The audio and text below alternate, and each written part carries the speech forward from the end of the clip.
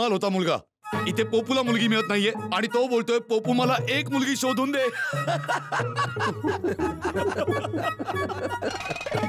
Sorry sorry sorry Popatlal. Sorry यार. काळजी करू नकोस पोपटलाल, जरा सुद्धा टेन्शन घेऊ नकोस. ही जी तू जाहिरात दिलीस ना त्याचा नक्कीच फायदा. नक्कीच.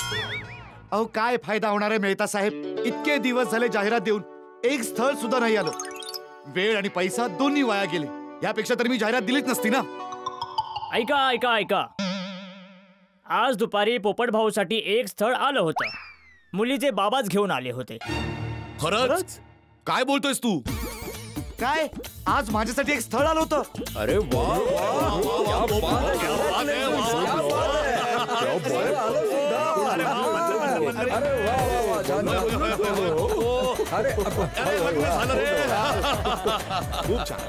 अरे एक मिनिट काय शुभेच्छा देताय तुम्ही मला? अरे एवढी मोठी गोष्ट तुम्हाला आता सांगतोय? ते मुलीकडच्यांनी कोणालाही सांगायला नव्हतं सांगितलं. अरे मी तुम्हाला एवढं उदास नाही बघू शकतो म्हणून मी तुम्हाला सांगून टाकलं. अरे अब्दुल, ते तुझ्या जवळचे आहेत की मी तुझ्या जवळचा आहे? मी तुला सांगितलं होतं ना की त्यांना मान सन्मानासहित माझ्या घरी घेऊन ये. सॉरी पण त्यांना तुम्हाला भेटायचं नव्हतं. काय? ते सोसायटीत कोणाला दुसऱ्याला भेटून तुमच्याविषयी जाणून घेणार होते. म्हणूनच मी त्यांना दयावानींना भेटायला सांगितलं. पण पोपट भाऊ मुलीकडचे खूप जास्त श्रीमंत आहेत, चांगल्या गाडीमध्ये आले होते. अरे अब्दुल, कुठल्या गाडीमध्ये आलेले ही माझ्यासाठी मोठी गोष्ट नाहीये. माझ्यासाठी स्थळ आलं होतं ते माझ्यासाठी महत्वाचं आहे. पण अब्दुल तू तर मला नाही सांगितलंस, पण दया वहिनींनी सुद्धा नाही सांगितलं की माझ्यासाठी स्थळ आलंय म्हणून. दया वहिनींनी माझ्यासोबत असं केलं. दया वहिनी,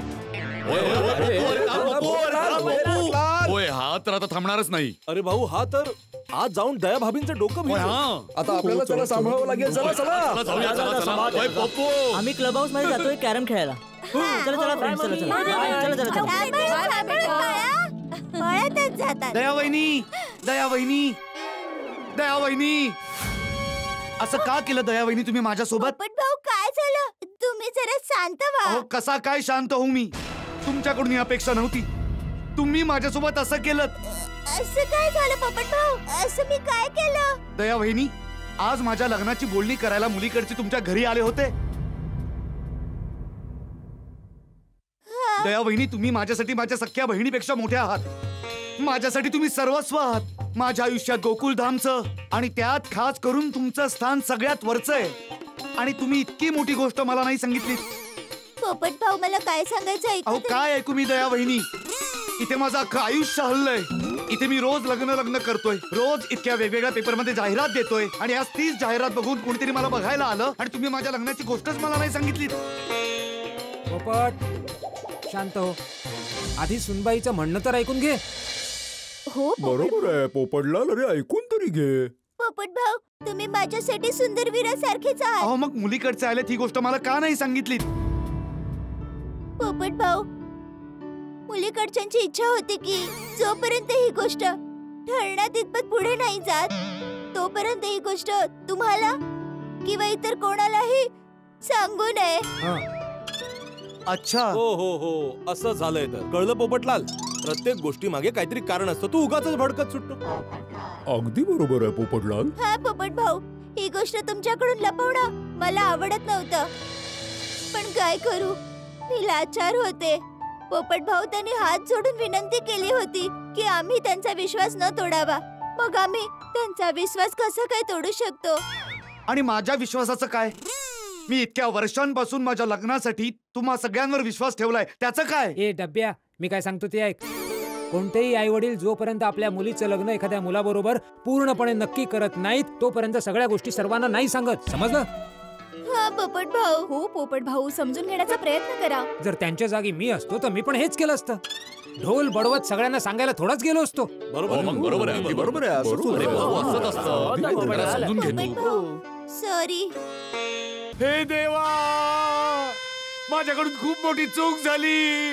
काय चूक झाली? चूक झाली पोपटलाल, काय झालं? अहो मी विश्वजित काकांसोबत लग्न आणि नशीब या विषयावर वाद घातला होता. माझे होणारे सासरे माझ्या समोर बसले होते आणि मी त्यांना ओळखू नाही शकलो. मी मूर्ख त्यांच्याशी वाद घालत होतो, त्यांच्यावर रागवलो होतो. इतकी मोठी चूक झाली माझ्याकडून. पोपट भाऊ प्लीज, तुम्ही टेन्शन नका घेऊ. अहो कसं टेन्शन नको घेऊ दया वहिनी.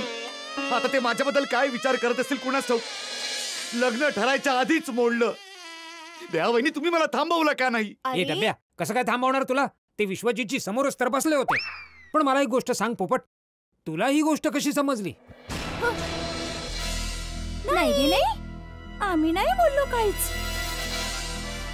आम्ही नाही सांगितलंय. मी काहीच नाही सांगितलंय. ते दयावहिनी, सॉरी, पोपट भाऊंना मी सांगितलं. आता सांगून काय फायदा? मुलीकडचे मला बघायला आले आणि मीच त्यांना नाही भेटू शकलो. अरे तू भेटला होतास? मी कधी? ए डब्या, आज माझ्या घरी जे विश्वजित जे आले होते ते काही माझे मित्र हा? नव्हते. तेच मुलीचे वडील होते जे तुझ्याबद्दल जाणून घ्यायला आले होते. काय? करा चांगलं तर मिळणार चांगलं. काका हो, चांगलं तर केलं पाहिजे, पण चांगलं केल्याने चांगलंच होतं हे गरजेचं नाहीये. हे बघ बाळा, आपलं काम आहे चांगलं करायचं. बाकी जे नशिबात असणार ते नक्की मिळणार. कमाल आहे. एका बाजूला तुम्ही म्हणता की नशिबात जे लिहिलं असतं तेच होतं, आणि दुसरीकडे म्हणताय की भलं केलं तर भलं होतं. हे तर तुम्ही दोन्ही बाजूने बोलताय ना, काहीतरी एक बोला ना. अरे नाही नाही पोपटलालजी, मी दोन्ही बाजूने नाही बोलत आहे. तुमचे विचार चुकीचे आहेत. चला समजा, आयुष्यभर तुमचं लग्न नाहीच ठरलं तर तुम्ही भलं करणं सोडून देणार? काय काय बोलात तुम्ही की आयुष्यभर माझं लग्न नाही होणार? बापूजी, हे तुमचे मित्र आहेत की माझे शत्रू? माझ्यासाठी त्यांचे विचार बघा किती अशुभ आहेत. हे देवा, माझ्याकडून खूप मोठी चूक झाली. काय चूक झाली? चूक झाली पोपटलाल, काय झालं? अहो, मी विश्वजित काकांसोबत लग्न आणि नशीब या विषयावर वाद घातला होता. माझे होणारे सासरे माझ्या समोर बसले होते आणि मी त्यांना ओळखू नाही शकलो. मी मूर्ख त्यांच्याशी वाद घालत होतो, त्यांच्यावर रागवलो होतो. इतकी मोठी चूक झाली माझ्याकडून. पोपट भाऊ, प्लीज तुम्ही टेन्शन नका घेऊ. अहो, कसं टेन्शन नको घेऊ दया वहिनी. आता ते माझ्याबद्दल काय विचार करत असतील कुणास ठाऊक. लग्न ठरायच्या आधीच मोडलं. दया वहिनी, तुम्ही मला थांबवलं का नाही? ए डब्या, कसं काय थांबवणार तुला? ते विश्वजितची समोरच तर बसले होते. पोपटलाल, शेवटी तुझा नडण्याचा स्वभावच तुला नडला. ओय पोपू, आता तरी आपला स्वभाव बदल. तसं तर मी त्याच वेळी त्यांची माफी सुद्धा मागितली होती. पुन्हा एकदा माफी मागतो मी त्यांची. बापूजी, त्यांचा फोन नंबर द्या ना मला, मी लगेच फोन करून त्यांना सॉरी बोलतो. तुमच्या जवळ त्यांच्या घराचा पत्ता आहे ना? मला पत्ता द्या, मी आता जाऊन पटकन सॉरी बोलून परत येतो. अरे शांत हो बाबा, मी काय सांगतो ते जरा शांतपणे ऐक. जर त्यांना नातं नसेल जुळवायचं तर त्यांचा पत्ता जाणून घेऊन किंवा फोन नंबर जाणून घेऊन काही उपयोग नाही. अहो पण आणि जर त्यांना लग्न जुळवायचंच असेल तर ते स्वतः इथे येतील किंवा स्वतः फोन करतील. काय माहित विश्वजित काका माझ्याबद्दल काय विचार करत असतील, काय निर्णय असेल त्यांचा. फोन करणार की नाही, मला पसंत करणार की नाही करणार. रणजित नाही, विश्वजित. विश्वजित म्हण.